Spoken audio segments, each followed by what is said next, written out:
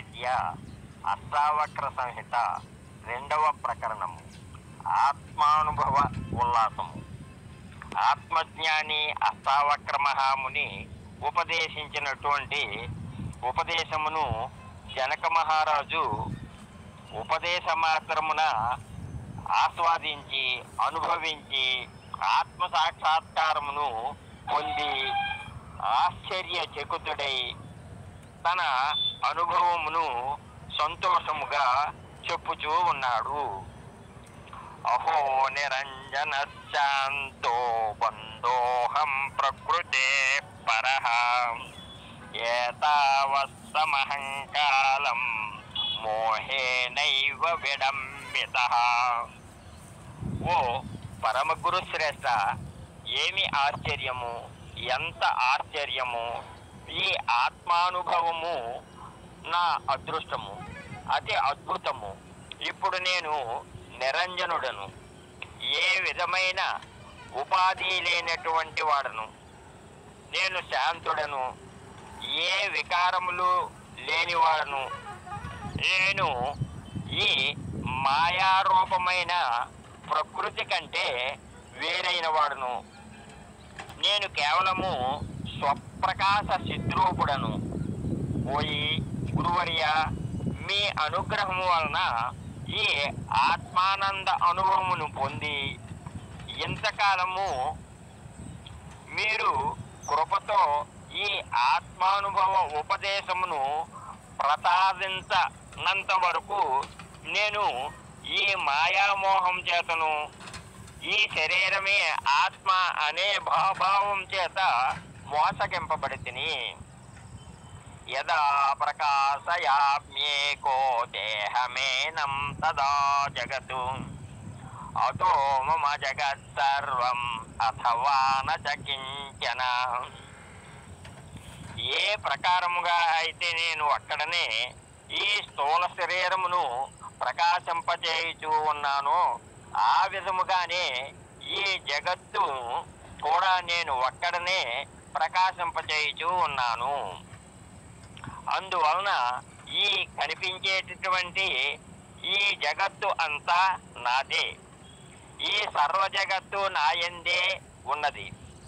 నేనే జగత్తును అంతయు వ్యాపించి ఉన్నాను. నిజమునకు చూచినచో, విచారించినచో దేహాదికమైన ఈ జగత్తు అసలు లేనే లేదు. నేను ఒక్కడిని మాత్రమే ఉన్నాను. సశరీరమహో విశ్వం పరిత్యజ్య మయాధునా కుతశ్చిత్ కౌశలా దేవా పరమాత్మా విలోక్యతే. ఓయి పరమగురు శ్రేష్ఠ, ఏమి ఆశ్చర్యము, ఎంత ఆశ్చర్యము! ఈ సమయమున స్థూల సూక్ష్మ కారణ శరీరములతో కూడిన ఈ విశ్వమును విడచి ఆచార్య ఉపదేశము వలన, శాస్త్ర కౌశలముల వలన నా చేత పరమాత్మ దర్శింపబడుచూ ఉన్నది. యథానతో యతో భిన్నా తరంగా పేనబోద్బదాః ఆత్మనో న తథా భిన్నం విశ్వమాత్మ వినిర్గతం. ఏ విధముగా అయితే కెరటములు, నొరగ, బుడగలు నీటి కంటే వేరు కాదో అదే విధముగా చిదాత్మ నుండి పుట్టినటువంటి ఈ మొత్తము విశ్వము చిదాత్మకు అంటే వేరు కాదు. అందువలన ఓ గురువర్యా, నేను ఈ విశ్వమును నాకంటే వేరైన దాన్నిగా నేను చూచుటలేదు. తంతు మాత్రో భవేదేవా ఫటో యద్వద్విచారితః ఆత్మ తన్మాత్రమే వేదం తద్వద్విశ్వం విచారితం. ఏ విధముగా వస్త్రమును బాగుగా పరిశీలించి సూక్ష్మ దృష్టితో చూసిన ఆ వస్త్రమునందు దారమును మాత్రమే ఉన్నవి, ఆ విధముగానే బాగుగా విచారించి చూచించో ఈ విశ్వము ఆత్మ తన్మాత్ర మాత్రమే అవుతూ ఉన్నది. యథైవేక్షుర పేక్లోక్తాతేన వ్యాప్తైవ శర్కరో తథా విశ్వం మయి క్లోక్తం మయా వ్యాప్తం నిరంతరం.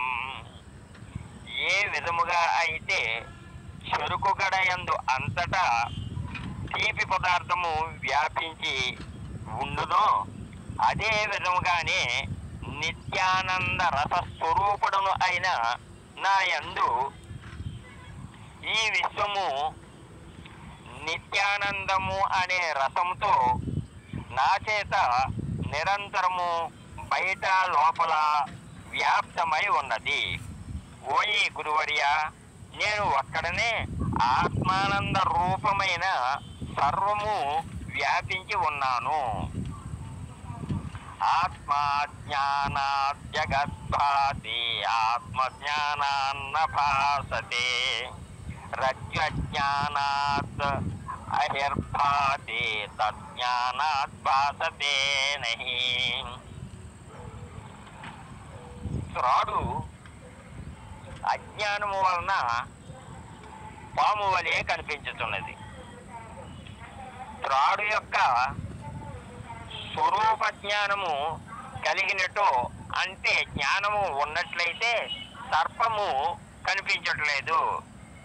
అదే విధముగా ఆత్మజ్ఞానము లేకపోవటం వలన ఈ ప్రపంచము ప్రకాశించుతూ ఉన్నది. ఆత్మజ్ఞానం కలిగిన తరువాత ఈ జగత్తు కనిపించదు. ప్రకాశో మే నిజం రూపం నాతిరిక్తోస్మ్యహం తతః యదా ప్రకాశతే విశ్వం తదాహం భాసయేవహి. ఏ విధముగా అయితే నిత్యబోధ అయిన ప్రకాశమే నా యొక్క స్వాభావికమైనటువంటి రూపము అయి ఉన్నది. నేను ఆ ప్రకాశం కంటే వేరు కాదు. అందువలన ఈ విశ్వము నా యందు ఎల్లప్పుడూ ప్రకాశించుచూ ఉండును. అప్పుడు ఆత్మ ప్రకాశము వలన మాత్రమే ఈ విశ్వము ప్రకాశించుచూ ఉన్నది.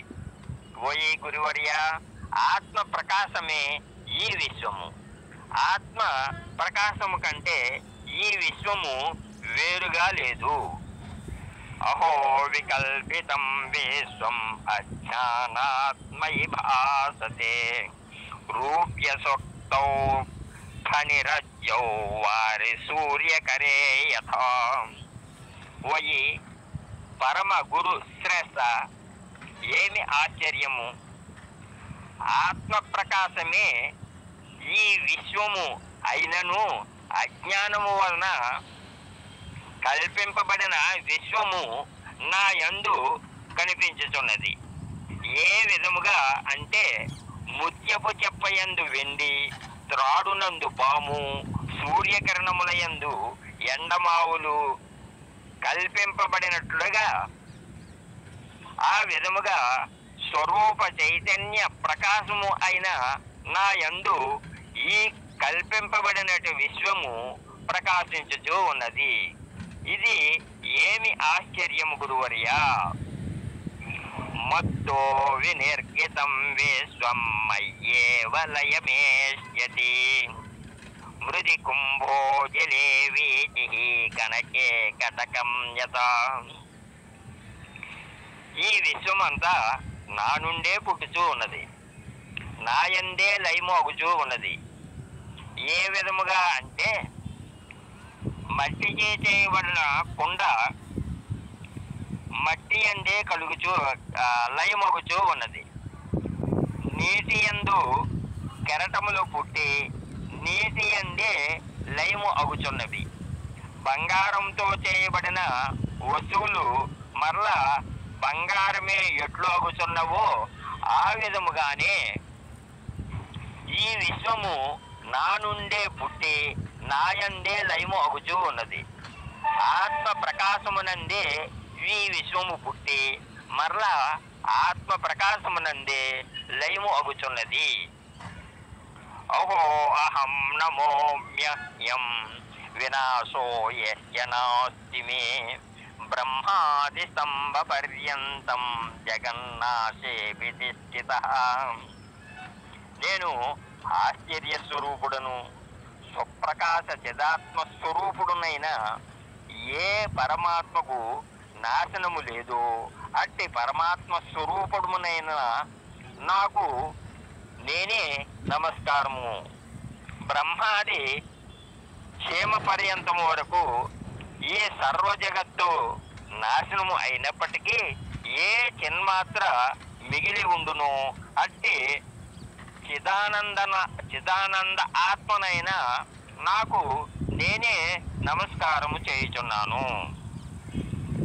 అహో అహం నమో మహ్యం ఏకోహం దేహవానపి క్వచిన్నగంతా నాగంతా వ్యాప్య విశ్వమవస్థితః. నేను ఆత్యస్య స్వరూపుడను, సుఖ దుఃఖములతో కూడిన అనేక రూపములు శరీరములు కలవాడును.